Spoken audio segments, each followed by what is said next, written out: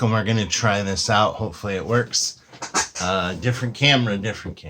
So here we are, third week of October. Is that right? Yeah, third week of October, 2021. We continue our study. Ooh, here, let me grab my Bible. We continue our study of questions. Did the events in the Bible actually happen? Is the story of Jesus true? Right? This is our foundation. Today we're going to be reading out of Hebrews. This is exciting because we're going to actually crack open our Bible. So we're going to be reading Hebrews 10:19 through 23. Let me get there. I'm leaving this in there because this is genuine as I search for that. Hebrews. That's not right. Hebrews 10. I'm looking for Hebrews 19. I'm like, that's not right. There aren't that many chapters. And there isn't. The camera's over here. So Hebrews 10:19 through 23. The second summary of the message. Brothers and sisters, we have confidence that we can enter the Holy of Holies by means of Jesus' blood, through a new and living way that he opened up for us through the curtain, which is his body. And we have a great high priest over God's house. Therefore, let us draw near with a genuine heart, with the certainty that our faith gives us, since our hearts are sprinkled clean from an evil conscience and our bodies are washed with pure water. Verse 23, let's hold on to the confession of our hope without wavering, because the one who made the promises is reliable. So in my Bible, this is a CEB, which means Common English Bible. You probably can't see that there. Common English Bible. Typically, this is the one that I use first when I'm looking things up, when I'm doing a little bit of Bible study. But the subtext here, second summary of the message, but really the beginning of this chapter is titled Christ's Once for All Sacrifice. You know, recently I've just really rediscovered the wonderful book of Hebrews, the things that are in there. I know you're going to ask me, well, who wrote the book of Hebrews? Of course, I want to immediately say, oh, well, it's Paul, but it's escaping me who wrote Hebrews. But it's so rich with really assurance of the gospel, and then also building upon what I've told our confirmation students as the new covenant and the New Testament, new promise of God incarnate in Christ, death, resurrection. It's that continuation. And it's just absolutely wonderful. But this right here, Christ's once for all sacrifice. It starts right off. The law is a shadow of the good things that are coming, not the real things themselves. It never can perfect the ones who are trying to draw near to God through the same sacrifices that are offered continually every year. I mean, it really, again, it just really connects. And I've talked for 4 minutes, but we hear those words, the second summary of the message. We have confidence. Why? Because Christ did these things, and therefore, being connected to Christ, we can enter, as it says, the Holy of Holies. We are welcome into, for the Old Testament, for our Jewish Israelites, brothers, we hear when Christ died, the curtain came down and the, everything cracked. And it's that Holy of Holies, like where in the temple they had the ark, which represents God, and only certain people could go in there. Now everything's cracked. The curtain fell. The Holy of Holies is available to some. No, to all. I'm sorry, I keep looking over here. But that's what's happening here. We have been assurance that we can enter into that room. We can enter into the presence of God, that we can see God, and God recognizes and loves us. Gosh, who knew that who knew I'd be doing this? So there you go. We've read that. Am I confident in the truth? So here we dive into this question. I think I touched on it last week. My life. Am I confident in the truth? We read this. And then, now listen, Christians frequently question the stories about Jesus in the Bible. It's okay to question things, even the Bible, because that's human nature. Yes. Yes. I think a lot of denominations have turned around a little bit, and now they'll say, yeah, it's okay to doubt, and it's okay to ask questions. But, and you know what? That's probably been decades upon decades that we're able to hear that and to say, you know what? That's acceptable. But they're just like so many things in the church and the world, the mentality of people is if you do this, then the church is saying you're condemned. If you're like, well, what about this?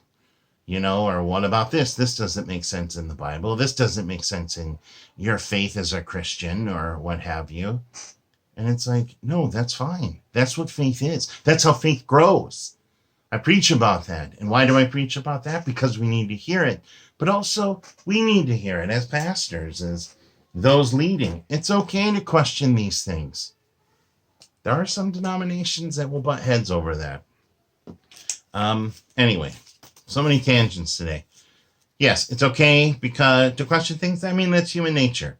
God designed humans to be critical, thinking creatures. Yes, we cannot just simply rely on surface things. Here's the message, but you gotta dig deeper. You gotta be a critical thinker. God has gifted everyone with that. Everyone. Followers of Christ are challenged to wrestle with the stories about Jesus, to interpret their meaning, and to figure out how these stories can guide their actions in the world. That is us in a nutshell. Here's the story. What lessons do you hear? Pastors get up there, they're like, perhaps you hear this. Perhaps as I talk about this or that, you think of something else, and it triggers something in you when you're out in the world, when you're outside these church walls. That's what it's about. I know some of my peers would argue with me, but this is what I'm constantly saying. And you know what? In 10 years, I may be like, oh, that was ludicrous. But right now, I don't think so.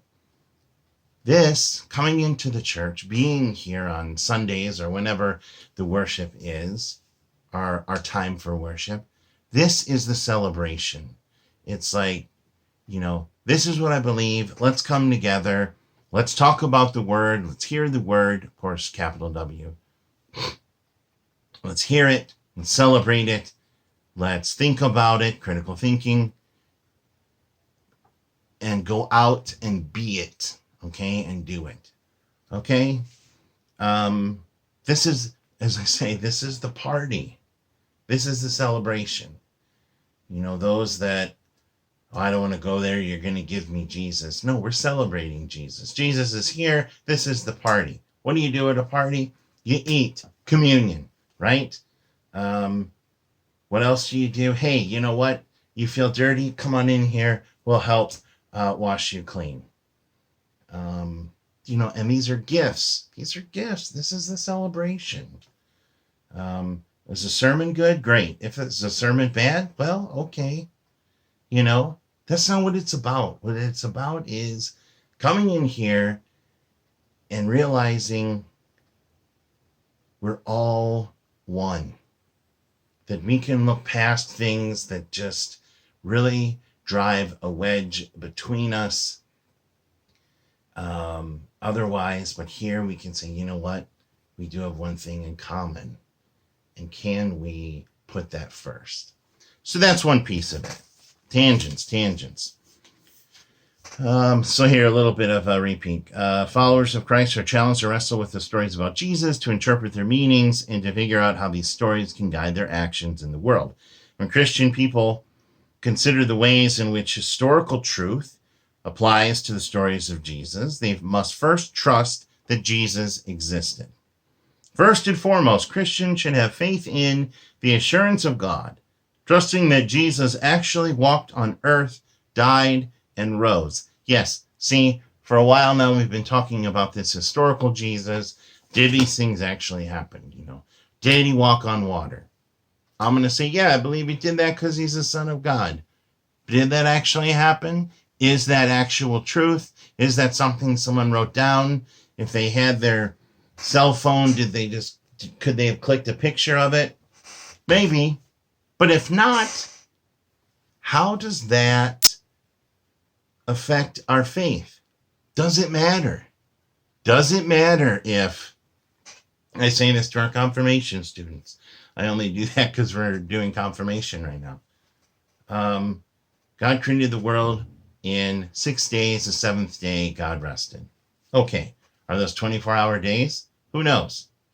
Because we can look at one thing and then look at another in the Bible, and they conflict if we look at it literally, right? But does that really matter?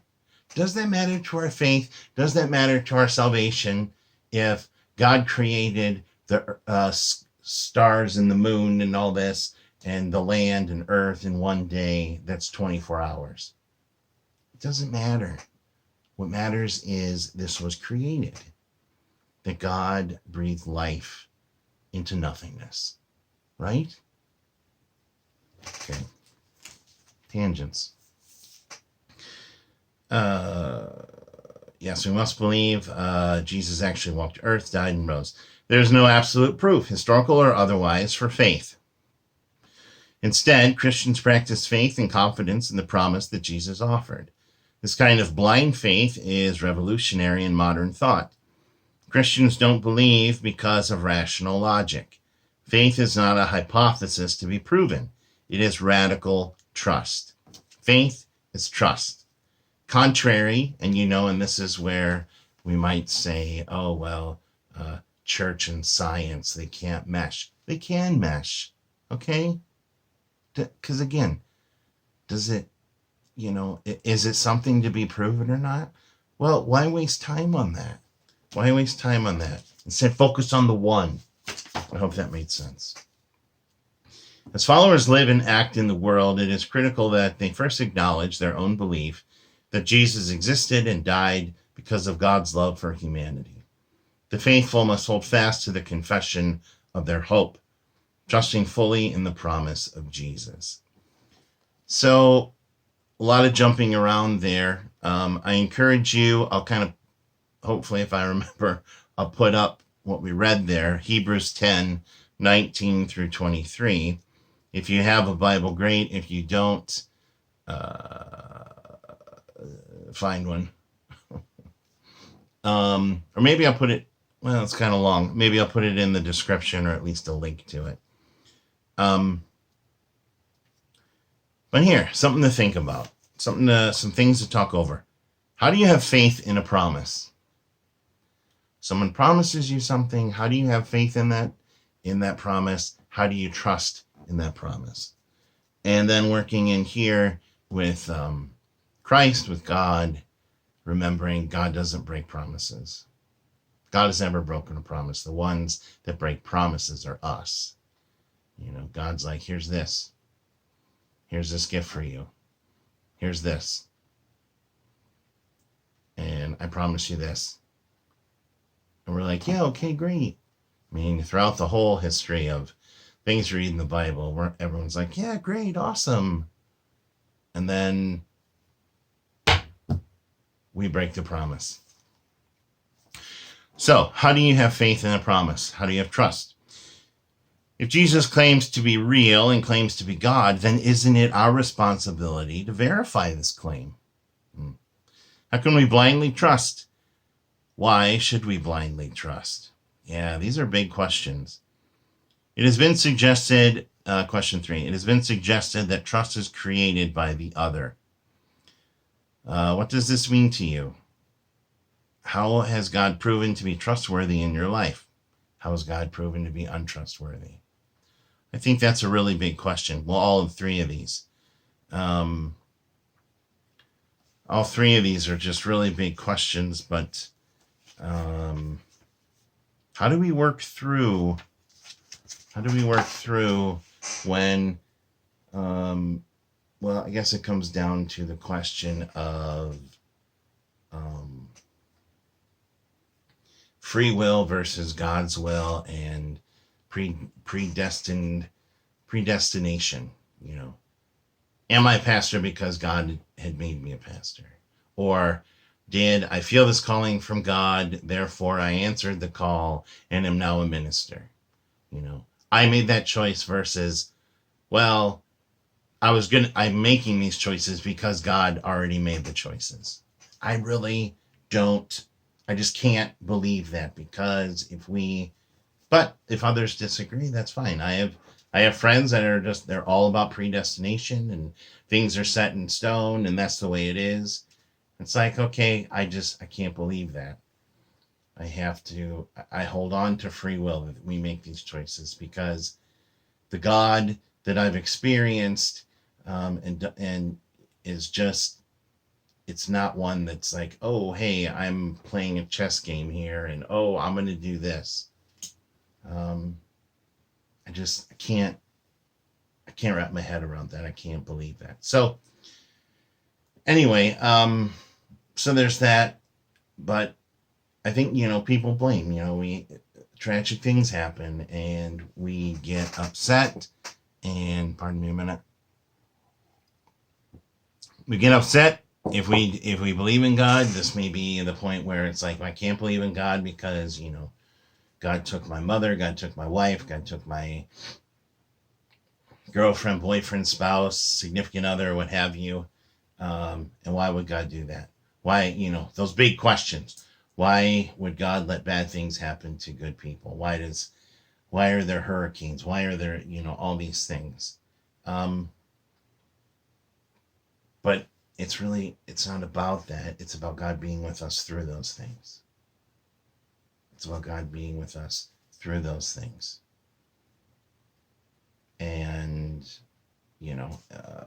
I'm not going to share some stories, but, some things for me where out of complete tragedy came also doorways that are open. Things that I can't understand. A tragic thing happened to myself, to my family, but out of that situation, other things blossomed. How do we wrap our heads around that? Other things blossomed where we were able to help others. And in doing so, that helped us to cope with these things. Now, some may say, well, that's just how things work. For me, I would say, well, perhaps this is the Spirit at work. But see, that's the question. I still have doubts there. I still question that. I still think about it. But that's what faith is. That's what faith is. So actually, we're at the end of this chapter. So just a little bit of review I'll read here. Christians often disagree about the exact nature and historicity of Christ, but they agree that he really walked on earth. The exact nature of Jesus and the historical circumstances surrounding the stories about Jesus are important to believers, but they are not as crucial as the core faith that Jesus was Emmanuel, or God with us. When Christians seek the truth about Jesus by verifying history, they can lose focus on this core faith, placing too much emphasis on historical validity. They are forgetting that the Bible is not a history book. Let me read that again. The Bible is not a history book. Instead, it is a God-inspired witness to God's presence, Jesus' presence in the life of believers, designed to instill and strengthen faith. Faithful Christians, therefore, must seek to believe in the story of Jesus, trusting that God would not mislead them. So we close. There's a challenge and there's a prayer. Challenge: Jesus offers his followers full assurance that their faith in him was valid. Commit to hold steadily to your promises and speak only that which you know to be true. It is in this way that Christians are called to imitate Christ. Let me read that again. Jesus offered his followers full assurance that their faith in him was valid. Therefore, commit to hold steadily to your promises and speak only that which you know is true.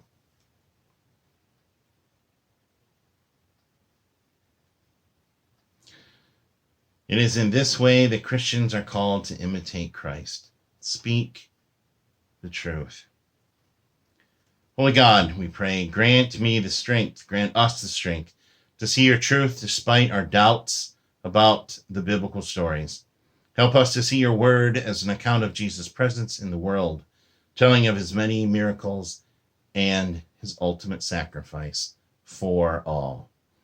Amen. All right, so another chapter done. My 5 to 6 viewers, maybe 2 of those are actually me checking this video is working.